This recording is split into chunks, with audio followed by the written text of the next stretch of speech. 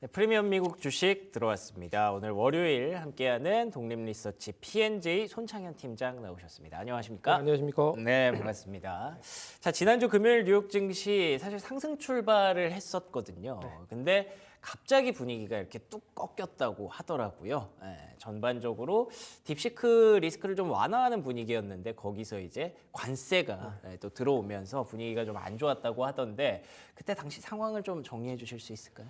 이게 뭐 트럼프 임기 때부터 네. 지난번에도 마찬가지고 이제 관세 부과 얘기가 나왔었고 이번에도 마찬가지로 관세를 부과한다 안 한다 얘기가 많았는데 결국은 뭐 임기 들어가자마자 관세를 좀 부과를 했다라고 좀 보고 있어서 네. 어느 정도 예상은 했다라고 생각을 할 수가 있을 것 같습니다. 그래서 멕시코와 중국과 그리고 또 뭐 이런 나라들에 대해서 먼저 선제적으로 관세를 부과한다라고 얘기를 했고요. 예. 어떻게 보면 이게 장기적으로 가는지 아니면 단기적으로 끝나버릴지가 관건일 것 같아요. 만약에 장기적으로 계속적으로 이어진다라고 보면 분명히 이제 우리나라 쪽에서도 관세 얘기를 건드릴 가능성이 높거든요. 그러게요. 그게 좀 걱정이죠. 뭐 일본도 마찬가지고. 그래서 이 이제 얼마만큼 이게 단기적으로 끝나버릴지 아니면 다른 상대국으로 퍼질지가 관건일 것 같고.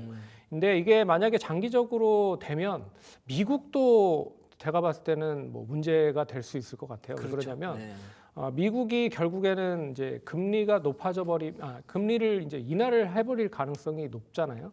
근데 이런 가운데서 물가가 높아져 버리면 이건 이제 인위적으로 금리를 더 인하를 할 가능성이 크게 생각을 할 수밖에 없기 때문에 코로나 때 어느 정도 경험을 해보셨잖아요. 인위적으로 금리를 인하를 하면 결국에는 부작용으로 작용이 될 가능성이 높기 때문에 다시 물가가 또 폭등할 가능성이 그렇죠. 있죠. 그래서 이번에 금리가 만약에 인하가 어느 정도 되는지를 좀 눈여겨 보셔야 될 것 같고 그리고 관세가 계속 이어지는지도 한번 눈여겨 보셔야 될 것 같다라고 말씀을 드려야 될 것 같고요. 네. 그게 이제 얼마만큼 우리나라 쪽으로도 전가가 되는지도 한번 눈여겨 보셔야 되지 않을까. 그래서 우리나라 쪽으로 이제 과연 관세가 부과가 된다라고 하면 그럼 어느 품목으로부터 먼저 시작이 되는지도 한번 눈여겨 보셔야 될 것 같습니다. 이게 참 여러모로 좀 걱정이네요. 아직 우리나라에 대해서 뭐 특별하게 트럼프 대통령이 언급한 게 아직 없기 때문에 뭐 일단 상무부 장관 지명자 말로는 뭐 배터리, 자동차, 반도체 이런 얘기가 좀 나왔던 걸로 알고 있는데 이러면 우리가 잘하는 거 다 가져가는 거거든요. 그렇기 때문에 조금 긴장을 할 수밖에 없는 그런 시장의 분위기가 오늘 나타나지 않을까 싶고요. 개인적으로 좀 궁금했던 건 이게 사실 우리가 예상했던 캐나다, 멕시코 25%, 중국 추가 10%, 요거는 벗어나지 않았거든요. 그러면 이거를 시장에서 어떻게 받아들일까 좀 궁금했는데 일단은 뭐 나왔다는 그 자체로 시장이 하락을 한 건가요? 아니면 앞으로를 좀 걱정하는 건가요? 앞으로를 제가 봤을 때는 좀 걱정하는 것 같고 그리고 이제 어느 정도 뉴스가 됐기 때문에 소멸이 됐다라고 하면 만약에 이제 오늘 시장 같은 경우는 반영을 해야 될 것 같습니다. 그러면 떨어진 만큼 대반등을 하든지 아니면 추가적인 하락이 좀 진정이 돼야 될 가능성이 높다라고 볼 수 있을 것 같아서 이게 단기적으로 어느 정도 뭐 캐나다라든지 중국이라든지 멕시코가 어느 정도 예상을 해서 거기에 대한 뭐 플랜을 만들어서 뭐 대응을 하겠다라고 보면 결과적으로 이제 보복 관세를 한다라는 거잖아요. 그렇죠. 네. 그래서 이제 그게 문제인 것 같기 때문에 이 보복 관세도 미국이 어느 정도 예상을 했을 것이다라고 볼 수 있을 것 같아서 이게 제가 봤을 때는 그래요. 단기적으로 어느 정도 마무리가 되느냐 아니면 중장기적으로 계속 이걸 끌고 가느냐 이게 가장 큰 포인트라고 좀 볼 수 있을 것 같습니다. 근데 앞서서 말씀하신 대로 이게 길어지면 미국 입장에서도 사실 트럼프 일기 때도 본인이 봤잖아요. 이게 길어지고 계속 관세 보복에 보복이 들어가면 서로 힘들어질 수 있다는 걸 알기 때문에 시장 일각에서는 투자자분들이 요게 약간 그냥 이렇게 하고 말겠지라고 생각하시는 분들도 있을 것 같기는 한데 팀장님 좀 어떻게 생각하세요? 제가 봤을 때는 이제 트럼프 대통령도 바보가 아닌 이상 그쵸? 그걸 어느 정도 염두를 해 놓을 가능성이 큽니다. 그리고 다 시나리오 안에 있는 그렇죠. 그림이겠죠 지금은. 그리고 트럼프 대통령이 예전에도 벼랑 끝 전술이라고 많이 전술을 했었잖아요. 예. 그래서 최악으로 몰고 간 다음에 자기가 원하는 걸 끌어내는 그런 방식으로 이렇게 전략을 세워놓고 있기 때문에 이번에도 이런 거를 바탕으로 해서 결국에는 상당히 좀 미국 쪽에 유리한 그런 거를 끌어낸다라고 좀 보고 있고 끌어낸 다음에는 이제 어떻게 하는지는 좀 눈여겨 보셔야 될 것 같습니다. 그렇군요. 이게 사실 당선 직후부터 1월까지는 뭐 1월에도 좀 등락은 좀 있었습니다만 전반적으로 트럼프와 관련해서 좀 허니문과 같은 분위기가 우세했다면 이제부터는 확실히 좀 갖고 있는 리스크들을 반영하기 시작한 것 같고요. 그게 어떻게 보면 관세가 이제 클라이막스잖아요. 그 클라이막스를 우리가 어떻게 슬기롭게 잘 이겨내야 되는지 이게 좀 중요한 포인트인 것 같습니다. 일단 단기적으로 불확실성이 커진 건 맞는데 어쨌든 좀 시나리오에 있는 그림이기를 바라보면서 여기서 좀 마무리되기를 기다리는 방법밖에 없을 것 같습니다. 저희가 뭐 할 수 있는 거는 특별히 없으니까요. 좀 더 기다려 봐야 될 것 같고요. 그러면 그 순간들을 좀 슬기롭게 이겨내기 위해서 어떤 종목들로 대응을 해보면 좋을지 일단은 우리가 흔히 트럼프 수혜주라고 할 수 있는 종목들이 좀 우세하지 않을까 생각하실 것 같은데 예를 들면 테슬라 같은 종목들 좀 어떻게 보십니까? 뭐 테슬라는 아시다시피 이제 앨런 머스크가 어떻게 보면 트럼프 향 기업이 돼버렸잖아요. 그렇죠. 그렇기 때문에 제가 봤을 때는 이제 트럼프 정부 쪽에서는 계속적으로 이 테슬라가 긍정적인 효과를 받을 가능성이 높다. 그리고 앨런 머스크가 추구하고 있는 사업 자체, 뭐 엑스라든지 그리고 뭐 스페이스 X 같은 그런 사업들도 상당히 좋아질 가능성이 높다라고 보셔야 될 것 같고요. 특히나 이제 테슬라가 이제 어느 정도 본업에 대해서도 성과를 낼 가능성이 높다라고 볼 수 있을 것 같습니다. 그래요. 일단 뭐 차량이 판매가 부진한 게 사실이지만 이 차량 판매에 대한 부진을 이제 비용적 측면으로 상당히 상쇄를 할 가능성이 높다. 그래서 뭐 연말에 어떻게 보면 옵티머스 로봇을 본격적으로 차량을 만드는데 생산을 하는데 쓰이겠다라고 하고 있고요. 그러면 이제 차량 판매 가액이 거의 2천만 원 정도 가액으로 낮출 수 있다라고 머스크는 자신 있게 얘기를 하고 있는 상황입니다. 그렇기 때문에 우리는 충분히 자신 있다라고 하는 점에서 이제 미국에 있는 주요 내연기관 자동차가 이제 전기차를 만들고 있잖아요. 그거에 대한 비용보다 충분히 더 낮게 만들 수 있다라고 좀 보고 있고 그리고 실적이 별로 좋지 않게 나왔음에도 불구하고 테슬라 주가가 괜찮거든요. 잘 방어를 하더라고요. 뭐 그런 부분은 결국엔 이 차량을 이용을 한 플랫폼 사업이 계속적으로 확대될 가능성이 높다라고 볼 수 있는 것도 눈여겨보셔야 될 것 같아요. 그래서 자율주행 관련된 택시를 6월에 출시한다는 거 그리고 로봇 관련된 거를 택시에 입혀서 내년도에는 로봇 택시까지 이제 출시를 한다라는 것도 어떻게 보면 이제 고성장에 대한 드라이브를 좀 걸겠다라고 하는 부분으로 좀 보시면 좋을 것 같고요. 그런 점에서 이제 AI 관련된 자율주행이 아직까지도 뭐 쉽게 끝나는 건 아닌 것 같다라고 보고 있어서 올해부터는 그 이제 드라이브가 걸리면 좀 더 한 단계 좀 업그레이드가 될 수도 있지 않을까라고 봐야 될 것 같습니다. 근데 최근에 사실 조금 흥미로웠던 게 왜 그 딥시크 얘기 나오기 전에는 스타게이트 얘기가 핫했었잖아요. 근데 거기서 이제 일론 머스크가 살짝 또 트럼프 대통령한테 좀 삐진 게 아니냐 이런 의혹들이 좀 나오면서 둘 사이가 조금 애매하다 이런 얘기들이 있었는데 그거는 그냥 해프닝일까요? 어떻게 보세요? 뭐 제가 봤을 때는 뭐 해프닝일 가능성이 높고 딥시크를 어느 정도 생각을 해놓고 스타게이트 얘기를 할 가능성도 있었다라고 생각을 하고 있어요. 그래요? 왜 그러냐면 이 스타게이트 그 자체가 뭐 아시다시피 뭐 오픈 AI 그리고 오라클 그리고 소프트뱅크가 720조를 들여서 투자를 한다는 거잖아요. 그쵸, 데이터 센터를. 5천억 달러. 그래서 결국에는 매년 180조인가요?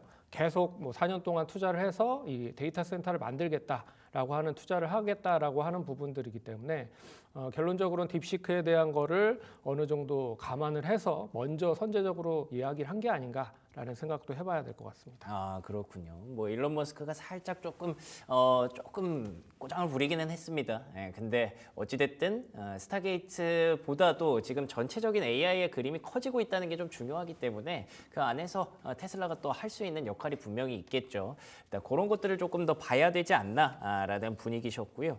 요즘에 애플은 조금 힘들더라고요. 애플이 사실 실적 발표 이전에 많이 빠져서 실적 발표되면은 좀 달라질까 기대하신 분들도 있었을 것 같은데 여전히 좀 부진합니다. 배경이 어디 있을까요? 뭐 애플은 뭐 아시다시피 중국에서의 판매량 감소가 가장 큰 관건일 것 같아요. 그래서 중국 재고 감소에 대한 부분들이 얼마만큼 빠르게 좀 해소가 되는지가 관건일 것 같고, 그리고 올해 아시다시피 지난주에도 얘기해드렸지만 아직 온디바이스향 관련된 제품이 제대로 출시가 되지 않고 있다.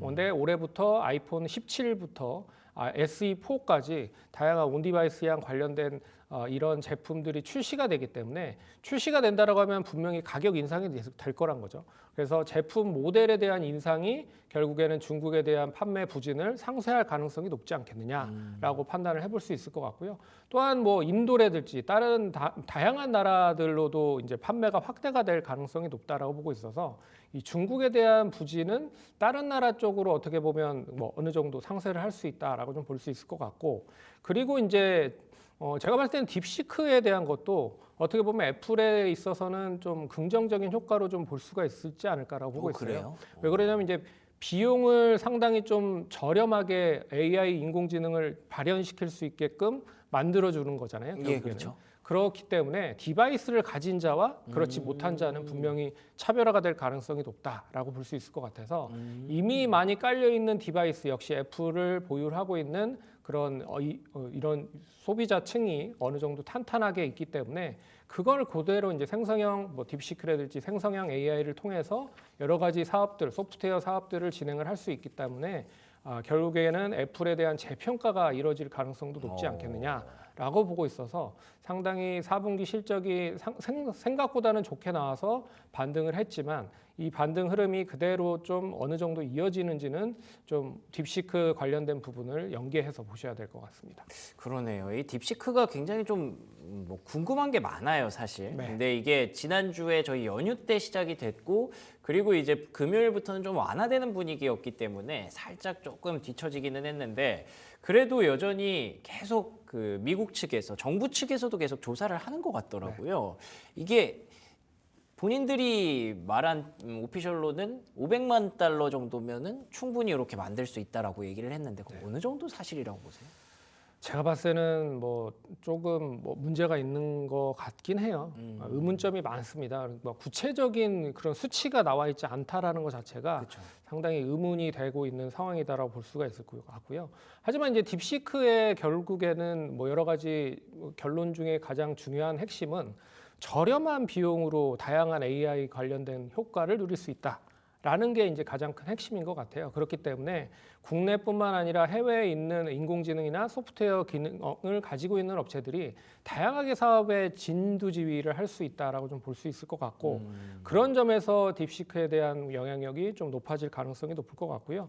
하지만 뭐 다양한 의문이 제기되고 있는 게 맞죠. 앞에서 얘기해드렸지만 이 비용적인 측면 관련된 부분도 있는데, 이게 이제 강화학습을 통해서 이제 계속적으로 데이터를 확대를 했다라고 해요. 근데 이 강화학습이 뭐냐면 추론형으로 계속 이 관련된 데이터를 쌌다라고 합니다. 그러면 그 기본적인 데이터를 보유를 하고 있어야 되는데 그 기본적인 데이터를 결국에는 오픈 AI 쪽에서 빼왔을 가능성도 배제할 수 없지 않겠느냐라고 보고 있어서, 만약에 그것까지 다 합친 그런 결론적인 가격을 좀 제시를 한다라고 하면 우리나라 돈으로 한 8천억 정도 가능성도 배제할 수 없다라고 얘기를 할 수 있을 것 같고요.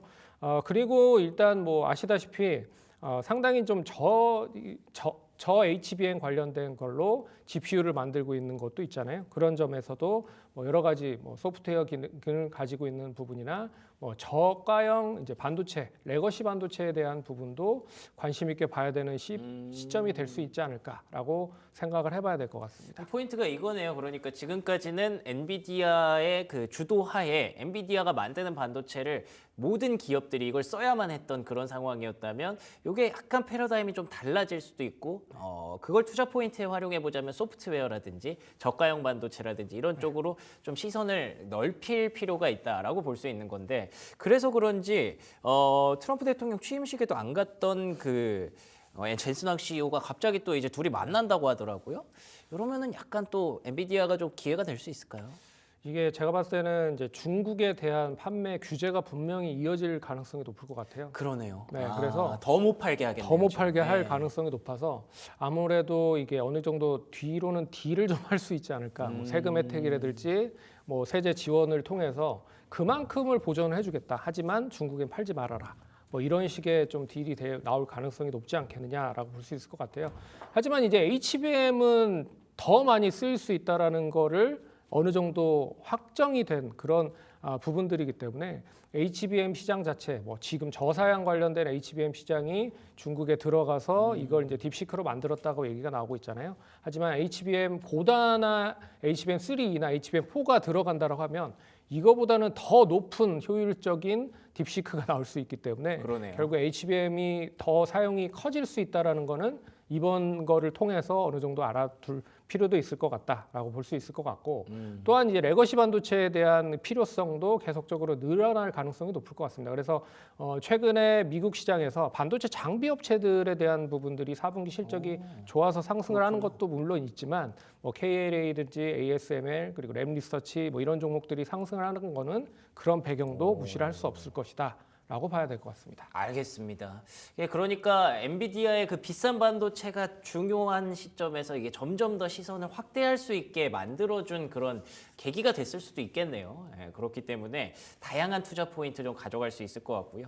어찌됐든 딥시크의 뭐 관세에 좀 이번 주에 좀 걱정해야 될 부분들이 많은데 이번 주 투자 전략은 좀 어떻게 가져가야 될까요? 방어적인 게 좀 필요할까요? 예, 아무래도 방어적인 게 좀 필요하다라고 보고 있죠. 가장 큰 핵심 포인트가 이제 딥시크에 대한 영향을 얼마만큼 많이 이 빅테크 기업들이 받는지 이걸 좀 눈여겨 보셔야 될 것 같고요. 그나마 올해 이번 주에 뭐 실적들이 다양한 기업들 실적들이 발표가 예정이 되어 있습니다. 아마존이나 알파벳 같은 그런 기업들, 팔란티어 같은 기업들은 실적이 이번 주에 잘 나올 가능성이 높거든요. 근데 어떻게 보면 딥시크와 연계가 상당히 긍정적인 효과로 이어지고 있는 종목들이라고 보고 있기 때문에 네. 그나마 나름 괜찮을 거라고 좀 보고 있고요. 반면에 이제 엔비디아나 뭐 그런 이제 반도체 관련된 종목들이 얼마나 반등을 좀 하는지를 좀 눈여겨 보셔야 될 것 같습니다. 그래서 방어를 얼마나 잘하는지. 네, 그렇죠. 예. 그래서 대반등이 빠르게 나온다라고 하면 결국에는 이제 반도체에 대한 영향이 단기적으로 끝나버릴 가능성도 있다라고 좀 보고 있기 때문에 이번 주는 어떻게 보면 단기적인 추가 하락이냐 아니면 지지를 반등을 잘 하고 나서 다시 박스권 상단으로 올라가는지 그 여부가 중요한 시점이 아닐까라고 생각을 해봐야 될 것 같습니다. 알겠습니다. 이번 주 주식시장 기대감보다는 얼마나 잘 막아내느냐가 중요합니다. 딥시크 여파도 그렇고요. 그리고 관세, 전쟁에 대한 우려도 잘 씻어내는지 이런 부분들을 좀 기다려서 지켜봐야 될 것 같네요. 지금까지 손창현 팀장과 얘기 나눠봤습니다. 오늘 좋은 말씀 고맙습니다.